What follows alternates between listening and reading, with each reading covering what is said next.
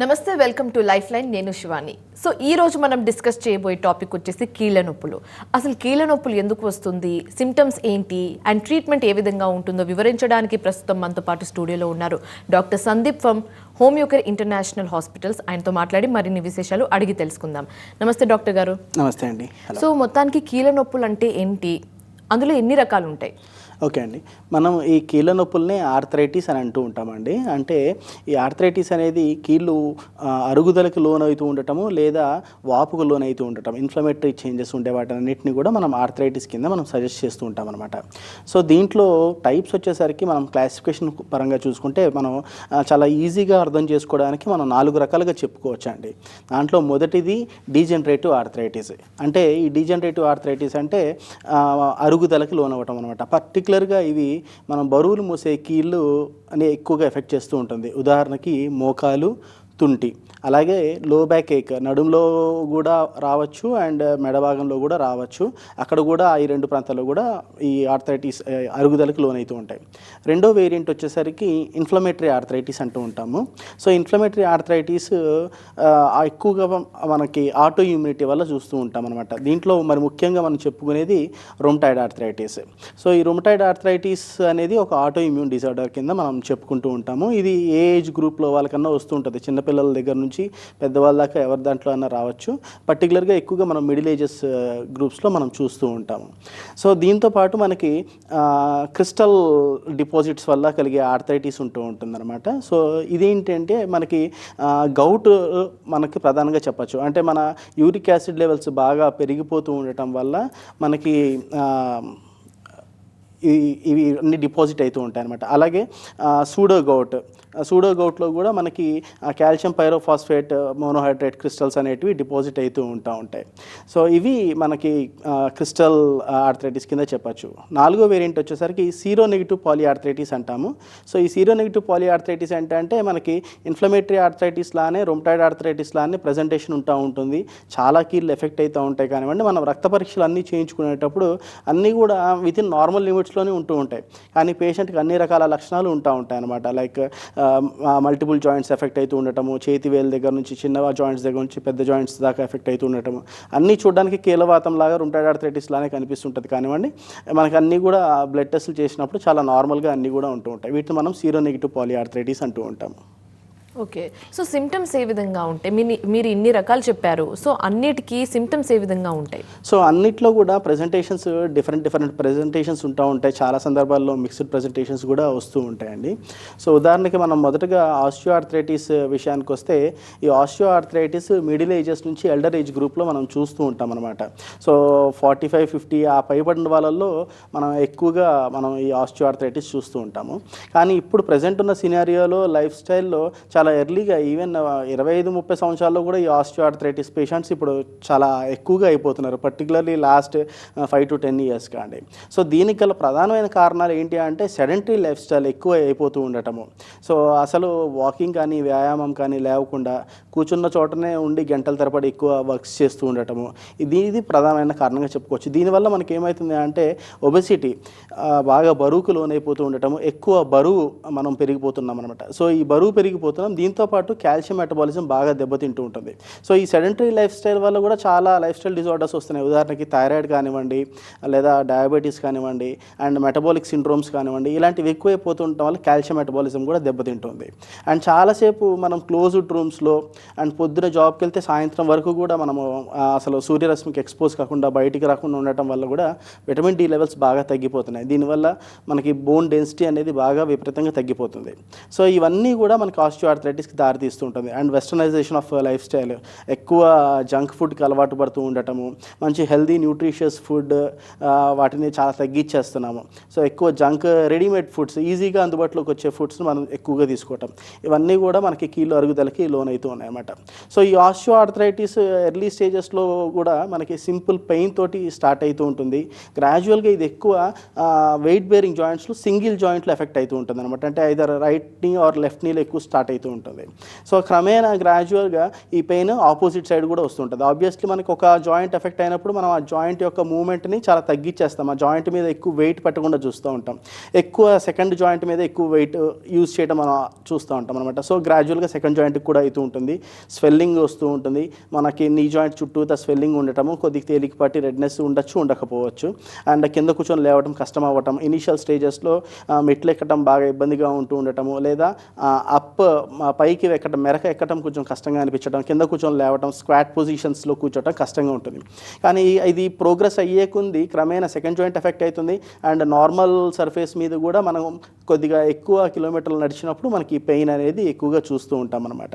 So ఇది ఈ stages advance అయ్యే కొంది మనకి డిఫార్మిటీస్ కూడా వచ్చే ఛాన్సెస్ ఉంటాయి, అండ్ గ్రాడ్యువల్గా స్మాల్ జాయింట్స్ కూడా ఎఫెక్ట్ అవుతూ ఉంటుంది, పర్టికులర్లీ చేతి వేళ్ళు కూడా ఎఫెక్ట్ అవుతూ ఉంటాయి కొన్ని కేసెస్లో బాగా అడ్వాన్స్ స్టేజెస్లో ఉండేటప్పుడు, అండ్ వంకర్లు పోవడం కూడా చూస్తూ ఉంటాం అనమాట. సో హెబెడన్స్ నోట్స్ అని బోచర్స్ నోట్స్ అని అంటూ ఉంటాం. ఇలాంటివన్నీ కూడా మనం క్లాసికల్ ఫైండింగ్స్ ఆస్టియోఆర్థరైటిస్లో చూస్తూ ఉంటాం. సో దీని కాంప్లికేషన్స్ ఏ విధంగా ఉంటాయి అంటే స్టార్టింగ్ అంటే ఎర్లీ సైన్స్ వచ్చాక ఇనిషియల్ స్టేజ్లోనే నెగ్లెక్ట్ చేస్తే ఫ్యూచర్లో కాంప్లికేషన్స్ ఏ విధంగా ఉంటుంది? సో కాంప్లికేషన్స్ ఏంటంటే పర్టికులర్గా ఆస్టియోఆర్థరైటిస్ అనేది మనకి కీళ్ళకి సంబంధించిన సమస్య అయినప్పటికీ కూడా మనకి గ్రాడ్యువల్గా ఇది వెయిట్ బేరింగ్ జాయింట్స్లో మనం చూస్తూ ఉంటాం. కానీ గ్రాడ్యువల్గా దీన్ని సరైన స్టేజ్లో మనము ట్రీట్ చేసుకున్నప్పుడు స్మాల్ జాయింట్స్ కూడా ఎఫెక్ట్ అవుతూ ఉంటుంది, పర్టికులర్గా రెండు చేతి వేలు కూడా ఎఫెక్ట్ అవుతూ ఉంటాయి అనమాట.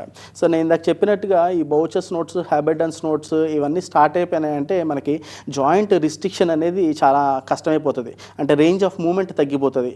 మనం అన్నం కలుపుకోవడానికైనా లేకపోతే ఫైన్ మూమెంట్స్ చేతితో చేయడం, ఈవెన్ లాంగ్ టైం ఏమన్నా రాయాలన్నా సిగ్నేచర్స్ చేయాలన్నా కానీ చాలా ఎఫెక్ట్ అవుతూ ఉంటుంది. సో ఎందుకంటే ఆ స్టిఫ్నెస్ అయిపోవటం వల్ల మనం పూర్తిగా పిడికిలు బిగచలేని పరిస్థితి ఏర్పడుతూ ఉంటుంది. ఇది స్మాల్ జాయింట్స్ విషయానికి వస్తే ఇది లాంగ్ స్టేజ్లో మనం లాంగ్ టైం రన్ అయినప్పుడు మనం ఇలాంటి ఫైండింగ్స్ చూస్తూ ఉంటాం. వెరస్ బిగ్ జాయింట్స్లో ఇవి ఎఫెక్ట్ అయినప్పుడు కూడా దీన్ని మనం ప్రాపర్గా ట్రీట్ చేసుకోకపోతే మనకి ఇది గ్రాడ్యువల్గా స్టేజ్ 2, స్టేజ్ 3, స్టేజ్ 4 దాకా కూడా వెళ్ళిపోతూ ఉంటుంది అనమాట.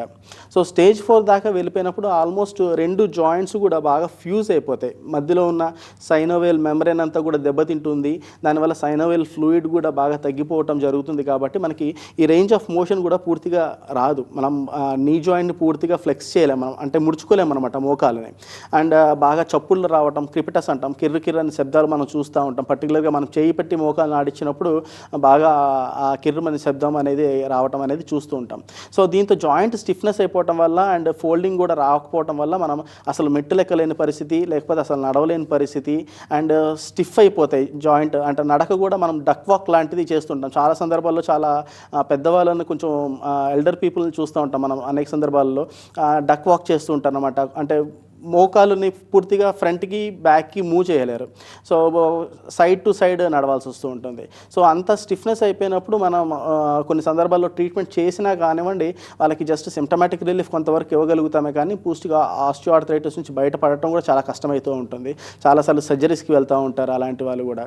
సో సర్జరీస్ ఎంతవరకు వర్కౌట్ అవుతాయి అనేది కూడా వాళ్ళకున్న ఏజ్ని కానివ్వండి, వాళ్ళకున్న ఇతర కోమార్బిడిటీస్ కానివ్వండి, ఇంకా ఎటువంటి హెల్త్ ఇష్యూస్ వాళ్ళు బాధపడుతున్నారు, ఇలాంటి అనేకమైన విషయాల మీద ఆధారపడుతూ ఉంటుంది. కాబట్టి ఈ ఆస్టియోఆర్థరైటిస్ని మనం చాలా ఎర్లీగా డయాగ్నోస్ చేసుకొని చాలా మినిమల్ స్టేజెస్లో ఉండేటప్పుడే మనం ట్రీట్ చేసుకోవటం చాలా మంచిదండి.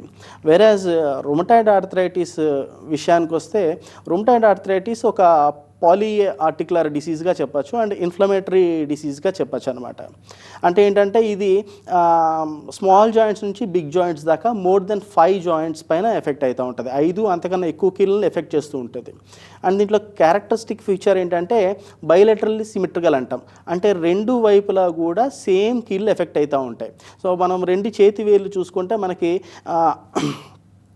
మిడిల్ ఫింగర్ లేదా 4th ఫింగర్, అలాగే లెఫ్ట్ సైడ్ కూడా middle finger 4th finger, and middle joints metacarpophalangeal joints అంటాము, అలాగే విస్ట్ జాయింట్స్ కానీ అండ్ ఎల్బోస్ కానివ్వండి, ఇలా బోత్ సైడ్స్ కూడా ఎఫెక్ట్ అవుతూ ఉంటుంది. సో అలాగే కాలి వేళ్ళకి కూడా అండ్ యాంకిల్స్ నీస్ వరకు కూడా అవుతూ ఉంటుంది అనమాట. సో ఇది స్మాల్ జాయింట్స్ నుంచి బిగ్ జాయింట్స్కి ఎఫెక్ట్ చేస్తూ ఉంటుంది. లాస్ట్లో మనకి స్పైన్ అనేది చాలా లాస్ట్ ఎఫెక్ట్ అవుతూ ఉంటుంది అనమాట. సో ఇది మార్నింగ్ స్టిఫ్నెస్తో కూడుకొని ఉంటుంది. సో పొద్దున్న నిద్ర లేవంగానే ఈ స్టిఫ్నెస్ అనేది దాదాపు గంట 2 గంటల పాటు కూడా ఈ పేషెంట్స్ చాలా ఇబ్బంది పడుతూ ఉంటారు. సో పొద్దున నిద్ర లేవంగానే వీళ్ళు డైరెక్ట్గా వాష్రూమ్కి వెళ్ళాలన్నా, ఏమైనా చిన్న చిన్న తేలికపాటి పనులు చేసుకోవాలన్నా చాలా ఇబ్బంది పడుతూ ఉంటారు. అండ్ ఈ మార్నింగ్ స్టిఫ్నెస్తో పాటు మనకి ఈ జాయింట్స్ అన్నీ కూడా ఇవన్నీ సీజనల్ ఇష్యూస్, సీజన్ తోటి కూడా వేరియేషన్ ఉంటుంది. పర్టికులర్గా వింటర్ సీజన్స్లో ఈ చల్లటి వాతావరణం ఉండేటప్పుడు లేదా చేంజ్ ఆఫ్ వెదర్ అవుతున్నప్పుడు, బాగా విపరీతంగా ఉరుములు వర్షాలతో కూడుకున్నప్పుడు ఈ రుమటాయిడ్ ఆర్థరైటిస్ అనేది చాలా ఎక్కువగా ఫ్లేరప్ అవుతూ ఉంటుంది. సో దీంతోపాటు ఇవన్నీ కూడా కీళ్ళకు సంబంధించిన విషయాలు అయితే ఈ రుమటాయిడ్ ఆర్థరైటిస్లో కీళ్ళేతర సమస్యలు కూడా వచ్చే అవకాశం ఉంటుంది అన్నమాట. అంటే ఏంటి అంటే ఎక్స్ట్రా ఆర్టికులర్ మేనిఫెస్టేషన్స్ అంటూ ఉంటాం. సో వీళ్ళల్లో ఏమవుతుందంటే హెయిర్ ఫాల్ బాగా ఎక్కువ ఉంటుంది, స్కిన్ బాగా డ్రై అయిపోతూ ఉంటుంది, అండ్ మన కళ్ళు కూడా తేమ శాతం బాగా తగ్గిపోతూ ఉంటుంది అనమాట. సో డ్రైనెస్ ఆఫ్ ఐస్ అనేటివి ఉంటూ ఉంటాయి. దీనివల్ల స్క్లెరైటిస్ డెవలప్ అవుతుంది, విజన్ దెబ్బతినే అవకాశాలు కూడా ఉంటూ ఉంటాయి. అలాగే గుండె ఊపిరితిత్తులు మీద కూడా ఈ రుమటాయిడ్ ఆర్థరైటిస్ ఎఫెక్ట్స్ ఉంటాయి అన్నమాట. సో ఈ గుండె ఊపిరితిత్తులు కూడా మనకి కదలికలు ఉన్న అవయవాలు. సో ఈ రెండు కూడా మనకి ముఖ్యంగా లంగ్స్లో ఫైబ్రోసిస్ ఎక్కువ జరిగే అవకాశం ఉంటుంది. అండ్ హార్ట్ పరంగా కూడా మయోకార్డైటిస్ కానివ్వండి, ఎండోకార్డైటిస్ కానివ్వండి మనకి వచ్చే అవకాశాలు ఉంటాయి. సో దీనివల్ల ఏమవుతుందంటే మన గుండె యొక్క కొట్టుకునే తీరు, రిథమ్ అనేది చాలా దెబ్బతింటూ ఉంటుంది. సో ఇలా రుమటాయిడ్ ఆర్థరైటిస్ విషయంలో చాలా ఎక్స్ట్రా ఆర్టికులర్ మేనిఫెస్టేషన్స్ రావటం వల్ల అవి లైఫ్ థ్రెటనింగ్ దాకా కూడా సిచ్యువేషన్స్ దారితీసే అవకాశం ఉంటుందన్నమాట. సో డాక్టర్ గారు, కీళ్ళ నొప్పులకి సంబంధించి డయాగ్నోసిస్ అండ్ టెస్ట్ మెథడ్స్ ఏ విధంగా ఉంటాయి? సో ముఖ్యంగా కీళ్ళ నొప్పులకి సంబంధించి మనం డయాగ్నోసిస్ కానీ టెస్టులు కానివ్వండి, వాళ్ళు ఏ రకం ఆర్థరైటిస్ తోటి బాధపడుతున్నారని మనం సస్పెక్ట్ చేసేదాన్ని బట్టి ఆధారపడుతూ ఉంటుందండి. So always clinical presentation is very important. First ముందు అసలు పేషెంట్ యొక్క హిస్టరీ, ఈ కీళ్ళ నొప్పులు ఎలా స్టార్ట్ అయినాయి అండ్ ఏ జాయింట్స్లో ఎఫెక్ట్ అవుతున్నాయి, అండ్ ఈ కీళ్ళ నొప్పులకి మార్నింగ్ స్టిఫ్నెస్ ఎంతసేపు ఉంటుంది, అండ్ లేదా ఈ కీళ్ళ నొప్పులు small joints to big joints effect అవుతున్నాయా, లేదా big joints to small joints effect అవుతున్నాయా, అండ్ స్పైన్ ఇన్వాల్వ్మెంట్ కూడా ఉందా లేదా అనేది బేసిక్ డీటెయిల్స్, హిస్టరీ అనేది మనం చూసుకొని దానికి తగినట్టుగా మనం ఫిజికల్ ఎగ్జామినేషన్ అనేది ఖచ్చితంగా చేయాల్సి ఉంటుంది. సో ఇటువంటి ఫిజికల్ ఎగ్జామినేషన్, టెండర్నెస్ ఏమన్నా ఉందా, మన జాయింట్ చుట్టూతా పెయిన్ఫుల్గా ఉందా, స్వెల్లింగ్స్ ఏమన్నా ఉంటున్నాయా, అండ్ ఇదివరకు ట్రామా హిస్టరీ ఏమన్నా ఉందా అనేది మనం తెలుసుకోవాల్సి ఉంటుంది. సో దీని ఆధారంగా మనం ఏ టైప్ ఆఫ్ ఆర్థరైటిస్ తోటి బాధపడుతున్నారా అనే ఒక ప్రాబబుల్ డయాగ్నోసిస్కి వచ్చాక వాళ్ళకి రెలవెంట్ కన్ఫర్మేటరీ టెస్ట్ చేస్తూ ఉంటాం అనమాట. ఉదాహరణకి మనకి ఆస్టియో ఆర్థరైటిస్ విషయానికి వస్తే ఫస్ట్ మనం టెస్ట్ మనం అడ్వైస్ చేసేది ఏమన్నా ఉంటే అవసరాన్ని బట్టి ఎక్స్రే నీ జాయింట్ సజెస్ట్ చేస్తూ ఉంటాం మోకాళ్ళ నొప్పులతోటి బాధపడే వాళ్ళకి. ఏపీ లేటరల్ వ్యూ తీసుకోవాల్సి ఉంటుంది. సో మనకి దాంట్లో మనకి ఈ జాయింట్ స్పేస్ నారోయింగ్ అయిపోవటము అండ్ ఆస్టియోఫైట్ ఫార్మేషన్ ఏమన్నా ఉంటుందా లేదా, అంటే ఈ అరుగుదలకు సంబంధించిన కణాలు ఏమన్నా ఏర్పడ్డాయా, ఎరోజన్స్ ఏమన్నా ఉన్నాయా, లేదా చిన్న చిన్న బోన్ సిస్ట్స్ ఏమైనా ఉన్నాయా అనేది మనం చూసుకొని వీటి ఆధారంగా మనకి ఇది ఏ స్టేజ్ ఆఫ్ ఆస్టియో ఆర్థరైటిస్లో ఉంది, either 1, 2, 3, 4 ఏ స్టేజ్లో ఉన్నారు అనేది తెలుస్తుంది. సో దాని ప్రకారంగా మనం పేషెంట్కి తగిన వైద్యము, మందులు అండ్ దానికి తగినట్టు వాళ్ళు ఎటువంటి మేనేజ్మెంట్ తీసుకోవాలి అనేది మనం అడ్వైస్ చేయడం జరుగుతుంటుంది. అదే మనకి small joints to big joints effect అవుతున్నాయి and more than 5 joint involvement ఉంటుంది అంటే మనం ఇన్ఫ్లమేటరీ ఆర్థరైటిస్ కింద అనుకుంటూ ఉంటాం అనమాట. సో ఇన్ఫ్లమేటరీ ఆర్థరైటిస్ కింద ఉండేటప్పుడు మనం బేసికల్గా ముందు సిబిపికి వెళ్ళాల్సి ఉంటుంది. సో సిబిపి, ఈఎస్ఆర్, సిఆర్పి, అలాగే RA factor, rheumatoid arthritis factor, ANA anti nuclear antibodies test కానివ్వండి, ఇవి బేసిక్గా ప్రధానంగా మనం చేసుకోవాల్సిన టెస్టులు. సో ఈ టెస్ట్ రిపోర్ట్లను బట్టి ఇంకా వేరే ఏమైనా టెస్టులు అవసరం పడతాయా లేదా అనేది తెలుసుకుంటాం. కానివ్వండి బేసిక్గా ఈ పాలీ ఆర్థరైటిస్ ఉండేటప్పుడు ఇవి మనం చేసుకోవాల్సి ఉంటుందన్నమాట. అండ్ యూరిక్ యాసిడ్ ఒకటి. సో ఈ యూరిక్ యాసిడ్ కూడా మనకి 7.2 అంతకన్నా ఎక్కువ ఉండేటప్పుడు మనం గౌటీ ఆర్థరైటిస్ అని మనం చెప్పుకుంటూ ఉంటాము. సో ఈ గౌటీ ఆర్థరైటిస్లో ఈ 7.2 అంతకన్నా ఎక్కువ యూరిక్ యాసిడ్ అక్యుములేట్ అయ్యేటప్పుడు మనకి ఈ యూరిక్ యాసిడ్ అంతా చిన్న చిన్న క్రిస్టల్స్గా ఫామ్ అయిపోయి మనకి ఖాళీ బొటన్ వేలు చుట్టూతా డిపాజిట్ అవుతూ ఉంటాయి అన్నమాట. సో దీనివల్ల మనకి గౌటీ ఆర్థరైటిస్ మనకి బాగా రెడ్నెస్, స్వెల్లింగ్, టెండర్నెస్ ఇవన్నీ ఏర్పడుతూ ఉంటాయి. సో బేసికల్గా ఇలాంటి టెస్టులు చేసుకొని మనం దానికి తగినట్టుగా వాళ్ళకి ఏ టైప్ ఆఫ్ ఆర్థరైటిస్ తోటి బాధపడుతున్నారో మనం తెలుసుకొని దానికి తగినట్టుగా మనం ట్రీట్మెంట్స్ ఇవ్వాల్సి ఉంటుంది. సో ట్రీట్మెంట్ ప్రాసెస్ ఎలా ఉంటుంది అండ్ ఏ సిచ్యువేషన్లో సర్జరీని రికమెండ్ చేస్తూ ఉంటారు? సో బేసికల్లీ ఈ ట్రీట్మెంట్స్లో అండి జెనెటిక్ కాన్స్టిట్యూషనల్ ట్రీట్మెంట్స్ అంటూ ఉంటాం అనమాట. సో అంటే ఏంటంటే పేషెంట్ యొక్క లక్షణాలు ఎలా ఉన్నాయో దాంతోపాటు వాళ్ళ యొక్క కారణం ఏమింది, అసలు ఆర్థరైటిస్ రావడానికి గల రీజన్ ఏముంది అనేది కూడా మనం తెలుసుకుంటాము. అండ్ దాంతోపాటుగా మనం వాళ్ళ శరీర తీరు ఎలా ఉంది. సో అందరు పేషెంట్స్ ఒకటే స్టేజ్లో మన దగ్గరికి రారు, అలాగే అందరు పేషెంట్స్ ఒకటే టైప్ ఆఫ్ ఆర్థరైటిస్ ఉండరు. వాళ్ళకి ఆర్థరైటిస్ రావడానికి గల కారణాలు రకరకాలు ఉంటాయి, వాళ్ళ శరీర తీరులు కూడా రకరకాలుగా ఉంటూ ఉంటాయి అన్నమాట. సో పూర్తిగా కేసు అంతా తీసుకున్నాక వాళ్ళకి ఎటువంటి మందులు ఇవ్వాలి అనేది మనం డిసైడ్ చేయగలుగుతాము. అండ్ వాళ్ళకి ఎటువంటి మేనేజ్మెంట్, ఎటువంటి జాగ్రత్తలు అండ్ ఈ మెడిసిన్స్ కూడా క్రమేణా కొంచెంగా తగ్గించాల్సి వస్తుంది అంతా బెటర్ అయినాక. సో వీటిని మనం జెనెటిక్ కాన్స్టిట్యూషనల్ ట్రీట్మెంట్స్ అంటూ ఉంటాం అనమాట. సో అసలు వాళ్ళు ఆపరేషన్ మీదకి పోకుండా మనం ఉన్న స్టేజ్ని, ఫర్దర్ ప్రోగ్రెషన్ ఆఫ్ డిజీజ్ని మనం అరెస్ట్ చేయగలుగుతాం ఈ జెనెటిక్ కాన్స్టిట్యూషనల్ ట్రీట్మెంట్స్ ద్వారా.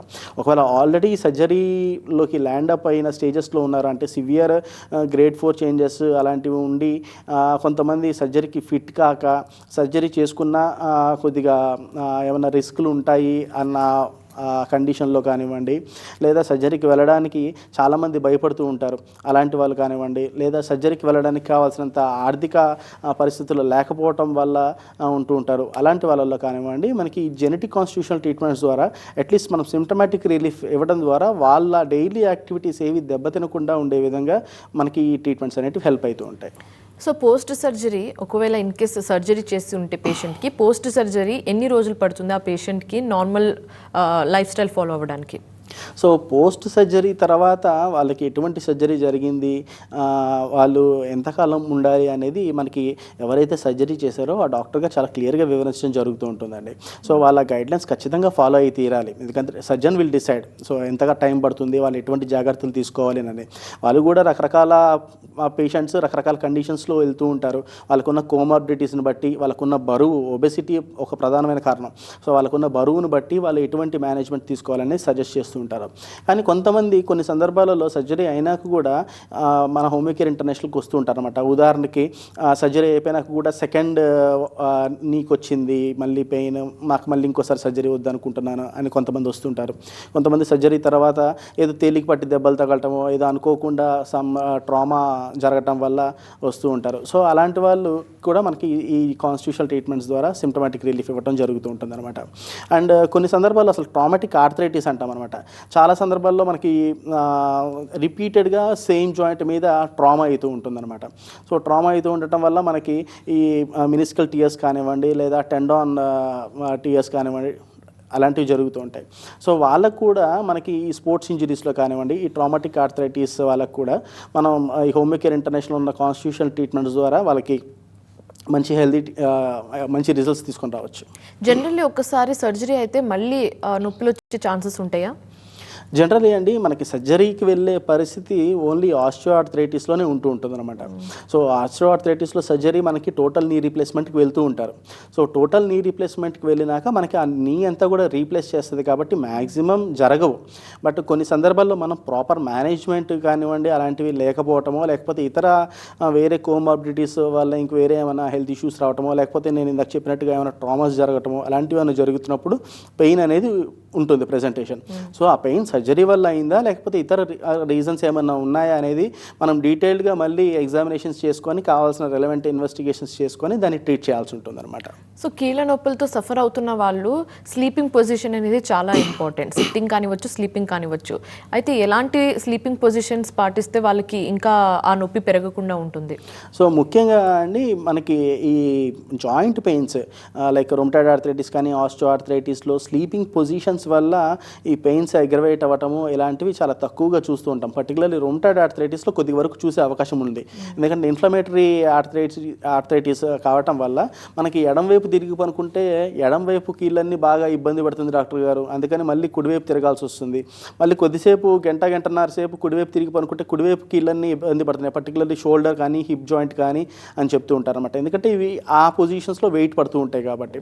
సో అందుకనే వాళ్ళకి స్లీపింగ్ పొజిషన్ ఇలాగే ఉండాలి అని మనం చెప్పేది ఏమి ఉండదు కానివ్వండి. ఇలా అంత సివియర్గా ఉండి నిద్రలేమితోటి కూడా బాధపడుతూ ఉండేటప్పుడు మనం ఈ ట్రీట్మెంట్స్ కనుక సాల్వ్ చేసుకొని ఆ ఆటో ఇమ్యూనిటీని వీలైనంత వరకు మనం కంట్రోల్లో పెట్టుకోవాలి. సో ఆటో ఇమ్యూనిటీ ఏంటంటే మన రోగనిరోధక శక్తే మనకి వ్యతిరేకంగా పనిచేసి మన కీళ్ళను నాశనం చేస్తూ ఉంటుంది. దాన్నే మనం రొమటాయిడ్ ఆర్థరైటిస్ అంటాం అనమాట. సో దీనికి మనం ఏదో పెయిన్ కిల్లర్స్ లాగా తాత్కాలికంగా ఉపశమనం కోసం, సిమ్టమాటిక్ రిలీఫ్ కోసం కాకుండా మనం ఈ నేచర్ని, మన ఇమ్యూనిటీని తిరిగి మన కంట్రోల్లో పెట్టుకోవడానికి ఈ కాన్స్టిట్యూషనల్ ట్రీట్మెంట్స్ ద్వారా చాలా మంచి ఫలితాలు రాబట్టగలుగుతున్నాం. సో ఈ రూట్ కాజ్ని మనం మీద ఫోకస్ చేసి మనం ట్రీట్ చేసినప్పుడు మనకి ఈ ఆర్థరైటిస్ నుంచి బయటపడుతుంది. కాకపోతే మీరు అన్నట్టుగా పర్టికులర్గా కొన్ని పొజిషన్స్, ఉదాహరణకి లో బ్యాక్ ఏక్, డిస్క్ సమస్యలు ఉన్నాయి, మెడ నొప్పులతోటి ఉన్నారు, వాళ్ళకి ప్రాపర్ స్లీప్ పొజిషన్ అనేది మనం ఖచ్చితంగా అడ్వైస్ చేస్తూ ఉంటాం అనమాట. ఉదాహరణకి విపరీతమైన డిస్క్ బల్జెస్ నడుము భాగంలో జరుగుతుండేటప్పుడు వాళ్ళకి ప్లేన్ సర్ఫేస్, చెక్క బల్ల మీద మెత్తటి బొంత కానీ ఏమైనా చిన్న బొంత వేసుకొని ప్లేన్గా వెలికిల్లా పనుకోమని చెప్తూ ఉంటాం అనమాట. అలాగే రెండు మోకాళ్ళ కింద కొద్దిగా దిండు పెట్టుకోవటం వల్ల కొంచెం స్లైట్ కర్వేచర్ నీ జాయింట్ దగ్గర వచ్చేటట్టుగా చూడటం వల్ల మనకి బ్యాక్ మీద ప్రెషర్ పడటం అనేది తగ్గుతూ ఉంటుంది. అలాగే సైడ్కి తిరిగి పనుకోవాల్సిన పరిస్థితి ఉన్నప్పుడు రెండు కాళ్ళ సంధిలో దిండు పెట్టుకోమని చెప్తూ ఉంటాము. సో ఇలాంటి కొన్ని పొజిషన్స్ మనకి డిస్క్ బల్జెస్లో ఉండేటప్పుడు అడ్వైస్ చేస్తాం. అలాగే సర్వైకల్ స్పాండిలోసిస్, డిస్క్ బల్జెస్ ఉండేటప్పుడు పిల్లోస్ తక్కువగా పెట్టుకోవటము, లేదా సైడ్ ఉండేటప్పుడు కరెక్ట్గా షోల్డర్కి నెక్కి ఉన్న గ్యాప్ కవర్ అయ్యేటట్టు పెట్టుకోవటము ఉండేటట్టు సజెస్ట్ చేస్తాం. Ultimately spine position should be slightly S shaped కర్వ్లో ఉంటుంది. ఆ పొజిషన్ మెయింటైన్ అయ్యే విధంగా వాళ్ళకి మనం స్లీపింగ్ పొజిషన్స్ అడ్వైస్ చేయాల్సి ఉంటుంది. సో డాక్టర్ గారు, ఎలాంటి లైఫ్ స్టైల్ పాటిస్తే జాయింట్ పెయిన్స్ అనేది రాకుండా ఉంటుంది? పర్టికులర్లీ ఈ జాయింట్ పెయిన్స్ అనేటివి వాటికి ముఖ్యమైన కారణం వెయిట్ అండి. సో మనకి వెయిట్ పుట్ ఆన్ కాకుండా చూసుకోవాల్సిన డైట్ మనం మెయింటైన్ చేయాలి. అంటే కార్బోహైడ్రేట్స్ని యాజ్ మచ్ యాజ్ పాసిబుల్ మనం తగ్గించేసుకోవడం చాలా better. And protein rich diet ఎక్కువ తీసుకోవడం వల్ల మన ఇమ్యూనిటీ కూడా బూస్టప్ అవుతూ ఉంటుంది. సో ఈ కార్బ్స్ తగ్గించేసుకోవాలి అంటే మనం లైక్ పొటాటోస్ కానివ్వండి, దుంపకూరల్ని మనం అవాయిడ్ చేసుకోవాల్సి ఉంటుంది అనమాట.